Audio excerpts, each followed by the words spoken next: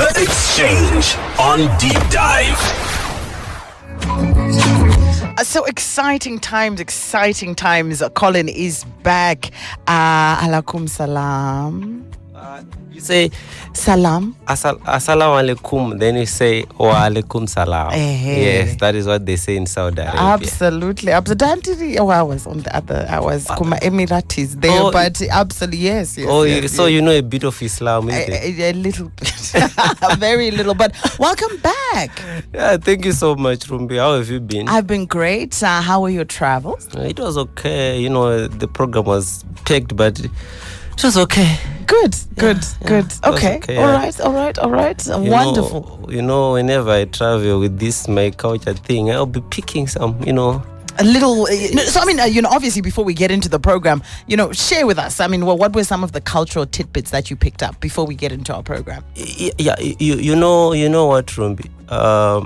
What informed our today's discussion is because of that travel. Because I went there in Saudi Arabia, I met people who are morally upright, people who are respectful, people who are hardworking, people who are very honest. So the way the Saudi people operate, it really fascinated me to the extent that, I then began to emulate their lifestyle. There's no room for mischief. It is one way. Principles. Yes, they are principled people, in other words. So I was really fascinated that, hey, these are the things that we must take back home. So this is what then informed the topic for today's discussion, in which we are going to be delving into culture and ethics in the context of our Zimbabwean setup. Yeah. I like that. And so without further ado, let's jump into tonight's program, where we want to look at the role of culture in promoting social ethics in Zimbabwe. When you talk about social ethics, or even ethics in themselves, are ethics and social ethics one and the same? What is the makeup of social ethics when we look at it from a Zimbabwean context? You know what, in simpler terms, these are moral principles that guide a person's behavior. In simpler terms. So there are certain things that we are supposed to follow. There's a certain conduct that is expected of us. Number one, as Africans, and number two, to be specific, as Zimbabweans. So that is our starting point. What is expected of us? What is right and what is wrong? What is morally acceptable? These are the things that shape the person's behavior. So these are some of the things that we are going to talk about. So we cannot talk about this without talking about culture first, because culture now, it plays a fundamental role in laying a base for all these things to thrive. So you remember when you were talking about various norms, shared beliefs, and so forth in our previous conversations.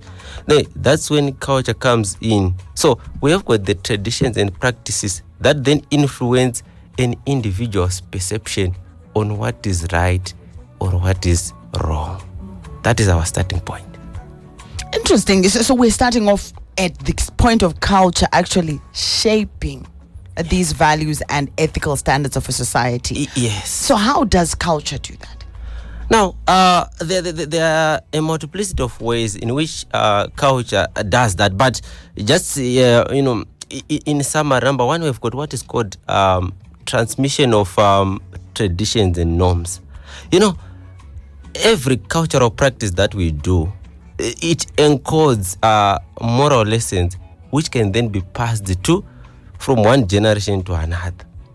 Now, what does that do when that tradition, that cultural practice is passed from one generation to another? It then establishes a basis to know, for an individual to know what is good and what is bad, or what is morally acceptable. That is where culture comes in now. It gives us a base. Rumbi, as we will be growing up, as we were growing up during our time, we were young, we used to know that you should respect an elderly person.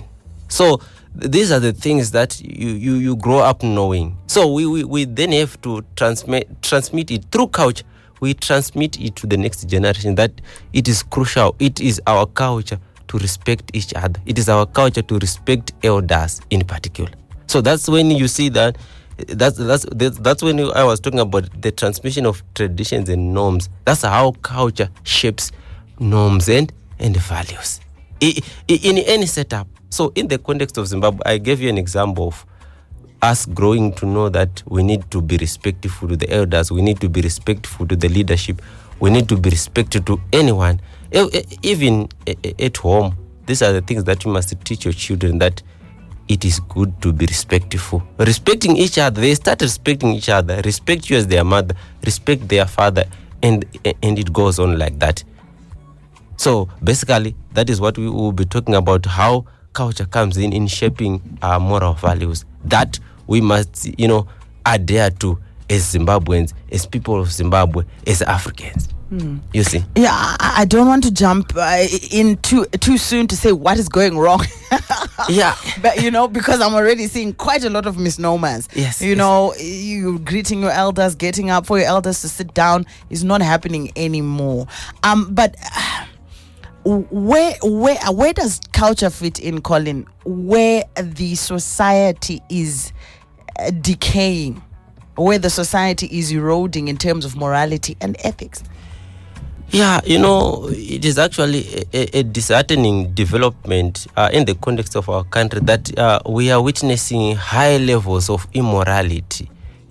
Some people, they are doing it in the name of, that we are living in a modern society.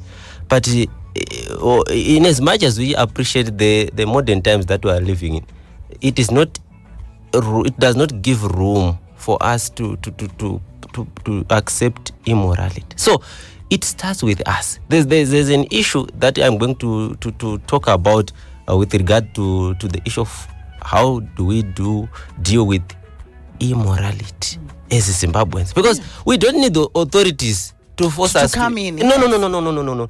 We don't need that. We are going to talk about when it comes to collective responsibility. In the context of Zimbabwe, Rombe, there's something that it's a culture that you develop yourself, that this, I must not do this, I must do that. It is the right thing to do. I want to give you an example. You have seen our conversation is going to be focused much on lawlessness that is in Zimbabwe. So there is a high level of lawlessness in Zimbabwe. Zimbabweans, we now have a tendency of blaming the police, that the police are not doing their job. No. Can a policeman come and tell you that you must observe traffic lights? But no, you are supposed to know. You are supposed to know, as someone who has undergone that training, that that I must not pass through a red robot. But look at the chaos that is in Zimbabwe in terms of driving. There is chaos. People are no longer observing the traffic rules and regulations. Can we blame the police? We blame ourselves. So we have a lot to do amongst ourselves. We need mental cleansing to begin with, because what we are doing, we have normalized the abnormal. No one is observing the law. Anyone can come using the oncoming lane, and to them it's normal. Absolutely. I encountered that, Collin. This man, was looking at me. He was in the oncoming lane. Yes. And he was looking at me to say, "I'll go that way." And I stood my ground and I said, "No, you move." Can you do that? You can't. It's common sense. Yeah, we are destroying our own country, ourselves, without blaming. No, the police, the government, that. Ourselves, we have got a mammoth task, because it starts with us. The police will come to enforce, but it begins with us, Rombi. Let us, why are we always in a hurry in Zimbabwe? Why are we always in a hurry? Let's give each other time. But do you know where the problem is? We no longer have love. We are no longer united as people, because we are slowly disregarding cultural values of respect for each other, love for each other. Respect, Rombi, it's very crucial. It goes everywhere. Here at work, there's a hierarchy. You respect the leadership. You yourself, I must respect you. But what is happening in Zimbabwe? We no longer respect each other. I visit your workplace. Then when I come there for a service that I want to get there, I will start telling you what I want. that is lack of respect. When you go to any office, respect the office bearer there. That's when we develop relationships. But that is lacking in Zimbabwe. So before we blame anyone, we need to blame ourselves that we are lacking moral values. Because one key element to do with morality is discipline. If you are not disciplined yourself, you will not go anywhere. And no matter how educated I am, no matter how educated you are, as long as you lack morals, you are a disgrace and a menace to the society. You're very right. Yes, all those people that you'll be seeing, like the example that we're talking about, issue to do with the roads and so forth. Some of those people, they went to school, degreed people for that matter, but look at how they are behaving. They lack morals. They lack wisdom. So these are the things that we need to. No one will come, not even anyone from outside the country that will come and say, Zimbabweans, can you have order? Like I told you, I went to Saudi Arabia. You will not see a policeman enforcing anything. They will be just looking at you. And there is, things are done properly. People respect each other. That is important. These are the things that we must inculcate, and these are the things that we must pass on to our kids, to the next generation, to everyone, for us to see Zimbabwe, prospering. Because with the mentality that we have, Rumbi, I don't want to lie to you. There are a lot of, even economic blueprints like Vision 2030. We will not attain it with the mentality that we have. And then we start blaming the government. No, the government is. But us as Zimbabweans, we no longer have the spirit to love our country. It is because of lack of morals. Yeah, so a lack of morals really being at the center there. So when we look at, culture in itself as that, cacophony that's holding all of these things in it. Yes. Let's talk about, we were talking about Saudi Arabian culture or Arabic culture in general, even off air. But let's talk about how Zimbabwean culture promotes honesty, or African culture promotes honesty. Yeah. How it promotes respect and responsibility. Yes. Number one thing we have got, in the context of Zimbabwe, we have got what are called the traditional justice systems. Before I come to Zimbabwe, in Africa, generally speaking, we do have these traditional justice systems. For example, in Rwanda, there is what is called the Gakaka system. That system is like the traditional courts that we have. These courts, whenever there is a dispute, whenever people are at loggerheads, what they emphasize is honest. They'll tell you, please tell us the truth. What exactly happened?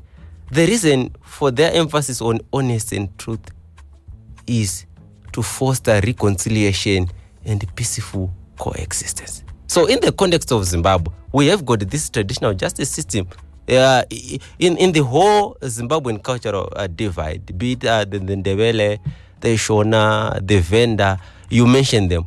We do have these customary courts in which most of conflict resolution is done there, but they emphasize on honest. Why honest? Because honest, if we base our relationship on the truth, we are bound to live peacefully. Even in a normal relationship, if you lie to each other, that relationship is bound to die a natural death, because you will be relying on lies. So the traditional justice system emphasizes much on honesty. We have that in Zimbabwe, and it is the duty of the community leaders, the traditional leaders, to emphasize on the need to uphold honesty, on the need to be truthful. So you see, Rombi, while it's on this one, it's something that we are lacking. There's a lot of dishonesty in Zimbabwe. Dishonesty everywhere. You go for shopping, for instance. You want to buy a car, and you say, this car is costing, for instance, 3,000. But the actual price, for instance, is 1,500. So this a person is got his or 300, the other one is got 200, the other one is 100. And the car, you end up buying it for 5,000. That is dishonest. Yes. Isn't that business savvy? Isn't that marking up? Isn't that totally different? And I want us to also get into this realm of culture and business practice in Zimbabwe. Yeah, a lot need to be done in Zimbabwe. People need to be educated, because that You cannot make 100% profit overnight. It is a process. But someone will say, these trousers that I'm wearing, it costs $50, for example. Hey, you look at the trousers and someone will lie to you, yeah, I'm ordering this from Pakistan. Oh, from Pakistan. That's why you're charging this. There's a lot of dishonesty in Zimbabwe, to the extent that people are no longer comfortable to buy in the Zimbabwean shops because of this dishonesty. There is a high level of dishonesty. How then should we, disregard this dishonest behavior? We need to continue going back to the fundamentals of our culture.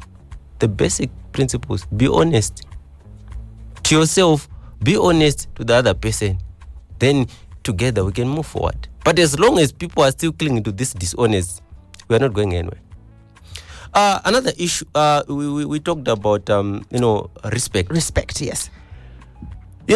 Across Zimbabwean cultures, like I said, we all know that we are supposed to respect our elders. Before we go to our elders, in the family setup, you respect your mother, you respect your father. Even those that are called deputy parents, the firstborns, you respect them. Yeah. You give them their position. And by so doing, we live peacefully, because it is a culture that we have inculcated unto ourselves. We were born while that culture was still practiced, and up to this day it is still practiced. And when you respect each other in the family setup, you can be able to respect your bosses at work. You can be able to respect even the leadership at national level. But have you ever seen that by disregarding these cultural values, Rumbi, there's a lot of, disoriented and, disjointed families in Zimbabwe. Dysfunctional. Yeah, you see, people, from same parent, they are not talking to each other. What kind of a family is that? That you cannot talk to your sister, you cannot talk to your brother. But it's happening in Zimbabwe. Why?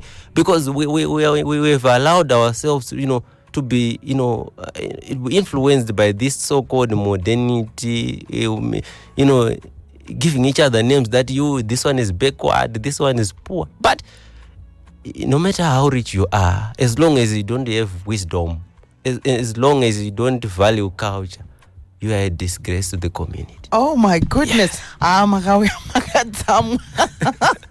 You are disgrace to the community. Yeah, because some of these things that we take for granted, they play a pivotal role at national level as a country. Because you see, all these things that I was talking about, it comes back to people who are disregarding our culture. The level of lawlessness in Zimbabwe is so disheartening that everyone can now do whatever he or she deems necessary. Is that a normal country? It's not. So by the systems that we have, like I was talking about, the traditional justice system, they all emphasize that you need to respect each other. And then we have what is called the collective responsibility. Let's talk about that. What is collective responsibility? Collective responsibility, to begin with, Rombi, like for instance, we are siblings. We know that we inherited a culture in which we are supposed to take care of our fathers, our mothers, who are now, they are now of age. And we have got extended family members whom, if we can, we take care of them. That is collective responsibility to begin with. Okay, Rombi, this month end, I'm sending $10. You are sending $5. Together, we do it together as a team. That is collective responsibility. Now, coming to community responsibility. To the community, yes. We have a responsibility as a community that, for example, I want to zero on two issues. Number one is, we have got the sick. When you see someone who is not feeling well, like we are in a public transport, you see someone who is not feeling well, or a pregnant woman, there is no written law, Rumbi, that tells you to stand up for that woman to sit down. You see? But it is a moral obligation. It's the right thing to do. Yeah, it is the right thing to do that. Okay, let me stand up and this person sits comfortably. When you see an elderly in a long queue, give that elderly person, let them go first. Yes, you lose nothing. So these are moral obligations. It is the right thing to do. That is collective responsibility. We are living in a community. What are we doing, as people residing in that community? There is no written law, Rumbi, that tells you to be hygienic. Yes. Yeah, you are walking in the streets of Harare. You are eating your banana. After eating your banana, you throw that litter away. Just like that. No, not in a bin. Yeah, anyway. Just throwing. Yeah. So you now wait for Emma to come and arrest you and say, fine you $30. No, you can't do that. You need to have that obligation. No, this is our country. Let us keep it clean. It is just an obligation. The right thing to do. That is what we call collective responsibility. Now, collective responsibility, for it to thrive, Rumbi, that is when I want to emphasize the issue of discipline. If you see most of the accidents that are happening in Zimbabwe, it is because of negligence. A driver error, yes. Yeah. It's shocking statistics. Over 90%. Yes. What is causing that? We don't have that responsibility. When you are driving, that I'm carrying 15 passengers. I need to be a responsible person. I must observe the rules and regulations. By so doing, we have lacked that collective responsibility that I'm talking about. Yes, you need to be disciplined. Discipline is very important. Discipline, it helps you to thrive in life, in all spheres of life. If you are a disciplined person, you go far. But the discipline cannot come overnight. It is a culture that you develop unto yourself. I must be disciplined. And bringing it back to culture, Collin, where does discipline, where do we see discipline also reflecting in our Zimbabwean culture? Nowadays, Rumbi, it is now, very difficult to see discipline in the context of our culture. Why? Because a lot of people are disregarding our culture. So the discipline thing is slowly fading away. It is because of the times that we are living. Maybe because of interactions with other people from Europe, from America, from each. So people are slowly disregarding their culture. And so by so doing, people are no longer disciplined, Rumbi.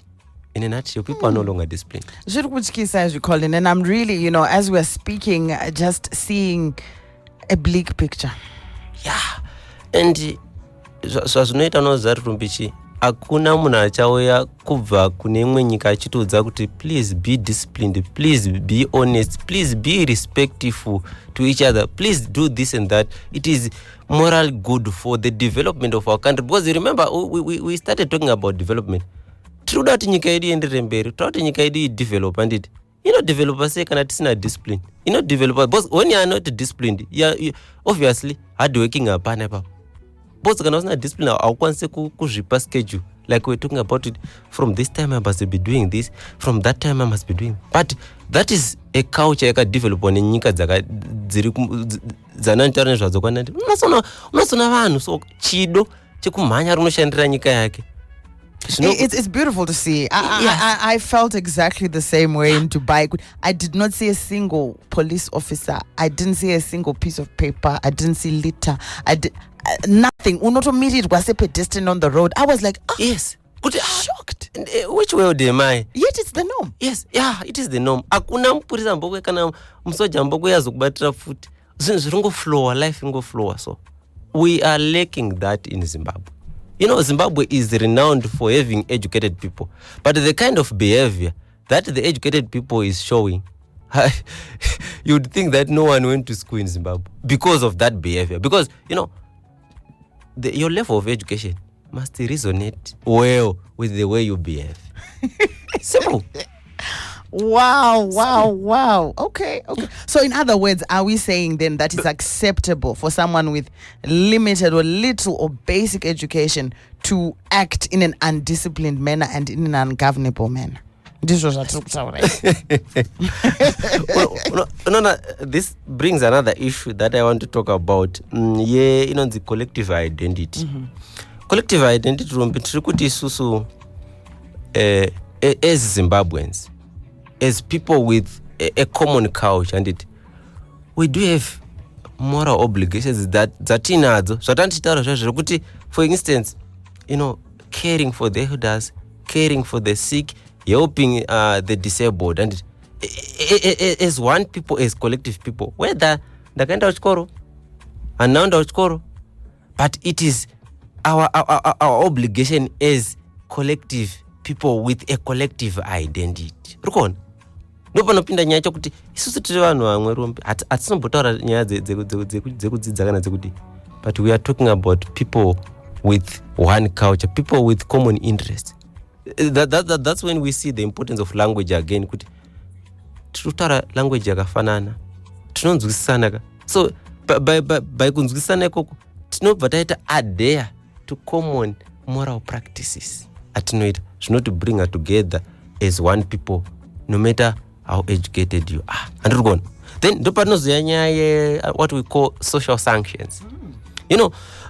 Social sanctions, there are certain responsibilities that a society enforces onto an individual. Like, for example, ngatimboenda kumusha andinoona kuti pane chinonzi chisi handiti iwo chienda unorima musiwe, what will happen to you?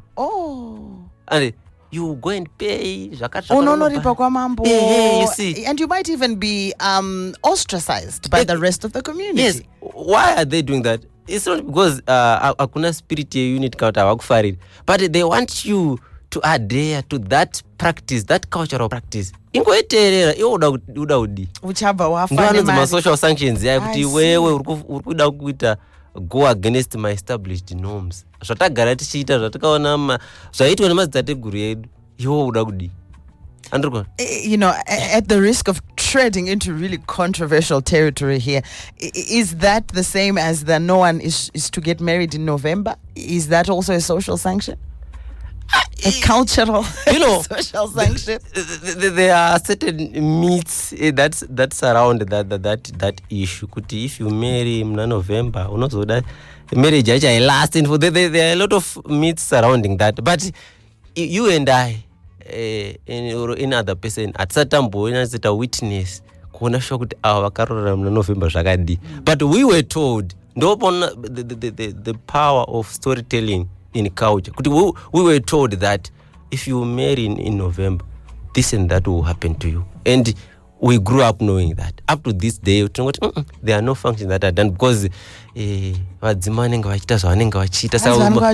yes, we must. So they can't watch over you. Yes, and we must not disturb their rest. Leave. Yes, so we must allow them to rest. So it's a practice that we grew up iripo and nanasi ichingoripo. Whether kuti tamuna 2040 techingozviziva izvozvo kuti it's a month of resting, no any other activity should take place in that month. And again, it's those cultural norms feeding into identity and collective identity that. You will shortly be getting to our messages from our listeners, but Collin, maybe you can give us a couple of examples of where cultural values have actually helped to resolve social ethical dilemmas. Right. You remember Rumbi pananchitaura nyaya the existence of traditional justice system paya. We've got customary courts. Vanhu vaya havashandise any written law like kumtemo watinoshandisa nditi. Vanoemphasize values like honesty, respect, discipline, reconciliation, and so forth.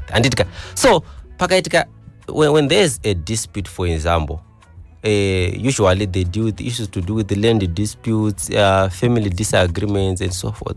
So there will be certain dilemmas surrounding that. No, inini ndinandichifana kunge ndakapiwa inheritance because I'm the first child, but I'm a child born out of wedlock, but ndinokutanga, you see. So those dilemmas, they are solved using the traditional justice system, in which the court will then emphasize much on reconciliation amongst the family members. So by so doing, they emphasize much on what? On this issue, reconciliation, could respect each other. And find an amicable solution. Yes, to this. That is, that is the best way that the customer courts, solve my disputes. Yeah. Then we have got the Ubuntu philosophy. It helps us in solving these dilemmas and so forth. How? The Ubuntu philosophy, like we said, it is central to our culture. We cannot talk about culture without because it promotes compassion, communal responsibility, mutual respect. So, in conflict resolution, Ubuntu philosophy, it encourages us to act with love. No matter how angry we are, you are because I am. We are one people. So whether we are disagreeing, no matter how heated the matter is, we are one people. Let us love each other. Let us, respect each other. Let us solve our issues amicably. That is the emphasis of the Ubuntu philosophy. And it emphasizes on reconciliation and forgiveness. That is how we deal with all these dilemmas and so forth. That is how they are dealt with in the context of what? So these are the examples that we have in the context of Zimbabwe. Mm-hmm. Like I said, we do have these customary courts which are mandated to do what?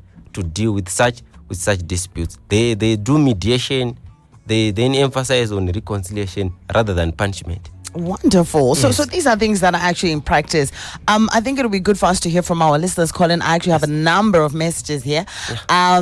The first one from our returning grandpa, Peter, says, as Collin is saying, without discipline, without mutual respect, without collective responsibility, we cannot progress, and we are currently regressing. Unfortunately, those hiding behind culture is dynamic, following so-called modernity or Western values, don't even understand that which they purport to follow. Tosara tisina pedu. Yeah. That was deep, huh? Yeah, this is really profound. You know, Rombi, he has nailed it, because that is exactly what is happening. We are fast losing our own in the name of trying to take up other things and be fluid. I'm so worried about that. Yeah. Hey. Another message coming in. This is Bennett from Zerapi Bindura, who says, thank you for bringing Collin in. Your guest is 100% correct.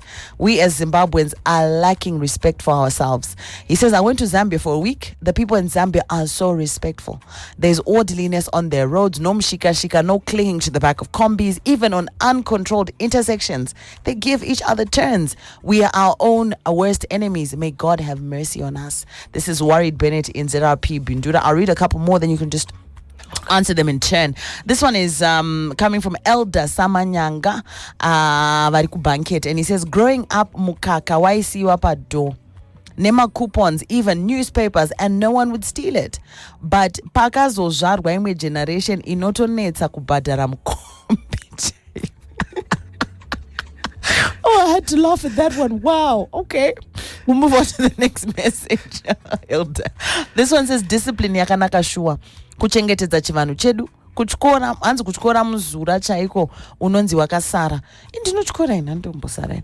Hanzi nyara kana uchidonedza bepa pasere sweet chairo isuma hanzi isambegi rasira kumba kwenyu. I like that, addressing litter. Sekuru Baba Faye, this one is as always, Sekuru Baba Faye is a very disruptive views. I like it. He says, there's Sharia law in Saudi Arabia, whereas here in Zimbabwe, we have Roman Dutch law. Sharia law is more rigid than Roman Dutch law.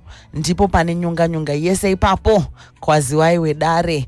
Alright, this one is from you, Kulu, who says, good evening, Rumbi. What's lacking in Zimbabwe is, amongst other things, poor parenting, love for each other, selfishness. Your views on, you heard some of those messages. Let me just do it in summary for the sake of time. Yeah. Rumbi, I want to respond first to that one who talked about Sharia law and the Roman Dutch law. Issues to do with morality. Law aside, it is something to do with culture. It is a culture that they developed without taking into cognizance the role of law in inflicting order and so forth. But starting with culture, they developed that culture of living a morally upright law, upright life. We are not talking about Sharia law or a Roman Dutch law here. We are talking about culture. And then there's an issue that you talked about. I was surprised in the first class, flying to Saudi Arabia. The air hostess there. I saw that Emirates. Oh my! I was surprised. I can't say the airline. I saw a certain airline that their hostesses actually do. 2 airlines, even ET as well. Yeah. What do you want? A chicken or beef? Yeah. I was surprised to see that. Then the other day, I was going to Russia.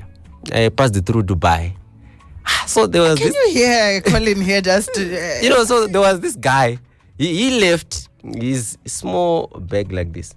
So then he was rushing to connect the flight. I don't know wherever he was going. So he then remembered that I left something. He came back running.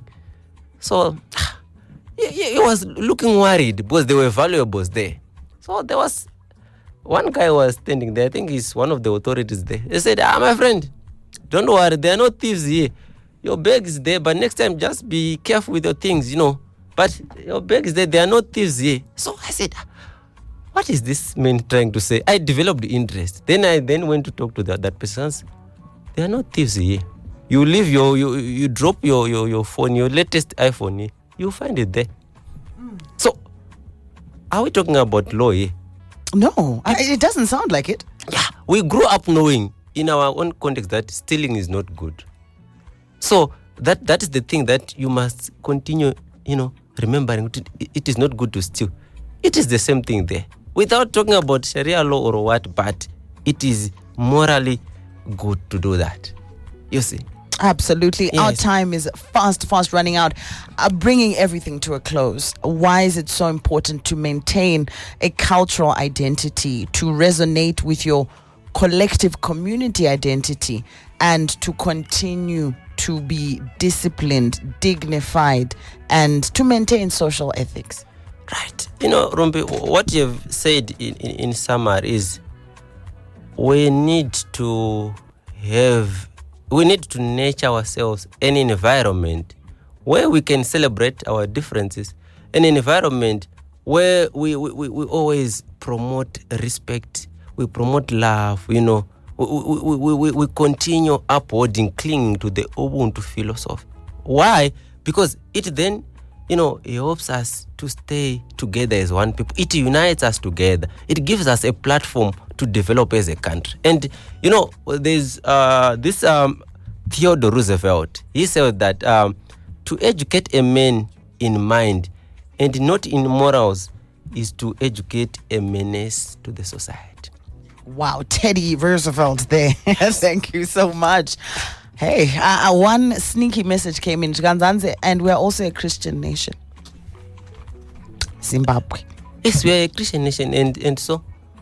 As Christianity and culture sangana.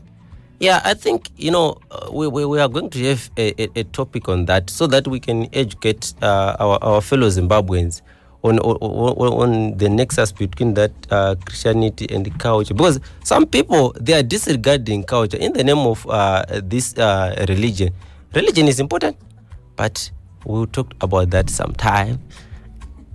Absolutely, that's a good place for us to leave it. Really glad to have you back, Collin. As always, we are continuing on in this very important soul searching, identity searching process, going through culture, connecting it with development and identity. Okay, all right. Anzi Rumbi ndakakubata pakati. Please break down Ubuntu philosophy. Can you do that in under 5 seconds? It's a story for another day. It's a story for another day. Catch us after the news, and I'll definitely will give you a summary. But Collin, Asani, our guest there, thank you so much, Collin. Let's do this again next week. Thank you so much, Rombi, and good night. Good night. Now with that, the time is exactly 8 o'clock, and it's time for the news.